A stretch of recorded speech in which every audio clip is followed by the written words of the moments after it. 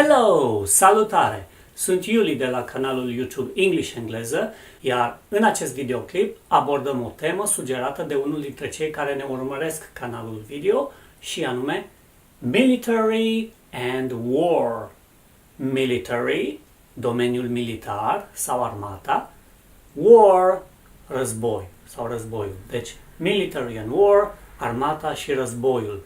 Vom prezenta termeni referitori la ranks, adică grade, în cazul nostru military ranks, grade militare, apoi branches, ramuri sau diviziuni, din nou ale armatei, apoi weapons, arme, sau equipment, echipament, bineînțeles echipament militar, apoi ne vom referi la câteva acronyms, acronime sau abrevieri din domeniul militar, apoi words related to war, cuvinte legate de război.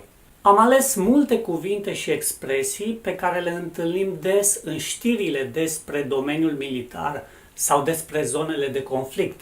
Cuvinte și expresii pe care le-am grupat în fraze, pe care le vom pronunța pentru a exersa pronunția, le vom traduce cuvânt cu cuvânt pentru a desprinde sensul cuvintelor și expresiilor, iar apoi vom înlocui anumite cuvinte cu altele noi pentru a ne îmbogăți vocabularul și pentru a crea noi înșine fraze noi cu aceste cuvinte și expresii. Deci, let's begin! Să începem! Vom porni de la câteva fraze precum I'm a soldier in the Romanian army. Sunt soldat în armata română. He's been deployed 3 times in external missions. El a fost dislocat de 3 ori în misiuni externe. A colonel is the commander of a regiment. Un colonel este comandantul unui regiment. During the World War II, he was a POW. În timpul celui de-al doilea război mondial, el a fost prizonier de război.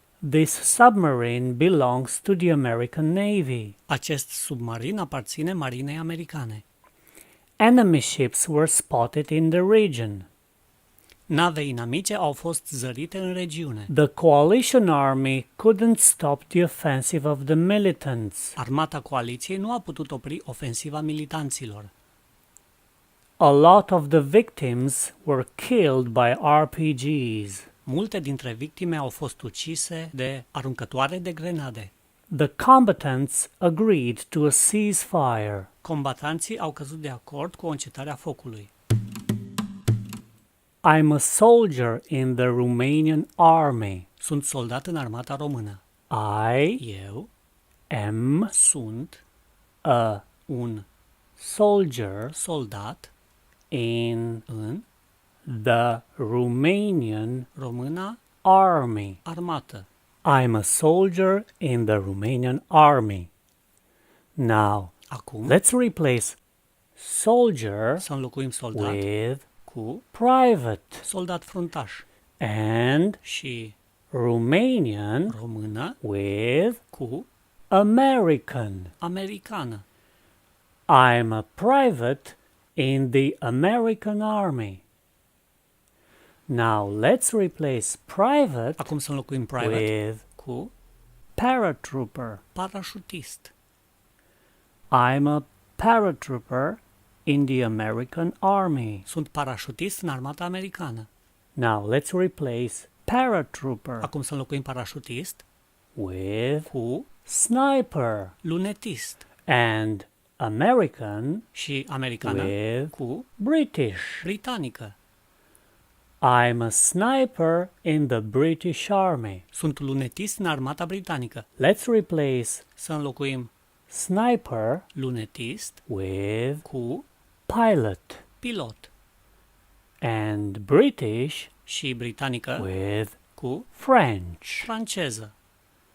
I'm a pilot in the French Army. Sunt pilot în armata franceză. Now let's replace acum să înlocuim pilot with cu officer, ofițer. And și because the word officer, deoarece cuvântul ofițer begins Începe with a vowel, cu o vocală, O, O, a becomes an.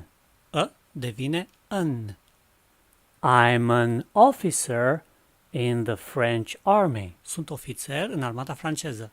I'm an officer in the French army. He's been deployed 3 times in external missions. El a fost dislocat de 3 ori în misiuni externe. He El has been a fost deployed dislocat sau detașat 3 3 times ori in în external externe missions. misiuni. He's been deployed 3 times in external missions. Now, Acum, let's să replace înlocuim external missions misiuni externe with cu the theater of operations in Afghanistan. teatrul de operațiuni din Afganistan. The theater Teatrul of de operations operațiuni in din Afghanistan. Afganistan. He's been deployed 3 times in the theater of operations in Afghanistan. El a fost dislocat de 3 ori în teatrul de operațiuni din Afganistan. Now, let's replace Acum să înlocuim being a deployed fost dislocat with cu served servit and și times ori with cu tours. tururi And și the theater of operations in Afghanistan teatrul de operațiuni din Afganistan with cu the Iraq War. războiul din Irak. He's served 3 tours in the Iraq War. El a servit 3 tururi în războiul din Irak. He has served El a servit 3 tours 3 tururi in the Iraq War. în războiul din Irak. Now, Acum let's talk about să vorbim despre the military ranks. gradele militare And let's start with the sentence: și să începem cu propoziția: a sergeant is the commander of a squad. un sergent este comandantul unei trupe. A sergeant Un sergent is este the commander comandantul of unei a squad. trupe. A sergeant is the commander of a squad. Now, Acum let's replace să înlocuim sergeant sergent and și squad trupă with the following words: cu următoarele cuvinte: corporal caporal and și fire team. echipă de intervenție. A corporal is the commander of a fire team. Un caporal este comandantul unei echipe. Lieutenant Locotenent and și platoon. pluton. A lieutenant Un locotenent is the commander of a platoon. este comandantul unui pluton. Captain Capitan or sau major major and și company. companie. A captain Un capitan or a sau major un major is the commander of a company. este comandantul unei companii. Lieutenant colonel Locotenent colonel and și battalion. batalion. A lieutenant colonel is the commander of a battalion. Un locotenent colonel este comandantul unui batalion. Colonel Colonel and și regiment. regiment.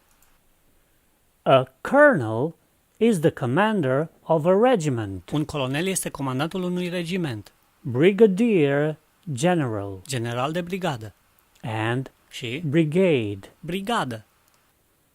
A brigadier general is the commander of a brigade. Un general de brigadă este comandantul unei brigăzi. Major general General major and și division. divizie. A major general is the commander of a division. Un general major este comandantul unei divizii. Lieutenant general General locotenent and și army corps. corp de armată. A lieutenant general is the commander of an army corps. Un general locotenent este comandantul unui corp de armată. The highest Cele mai înalte ranks grade in the military în armată are sunt general, general, marshal, mareșal, admiral, amiral.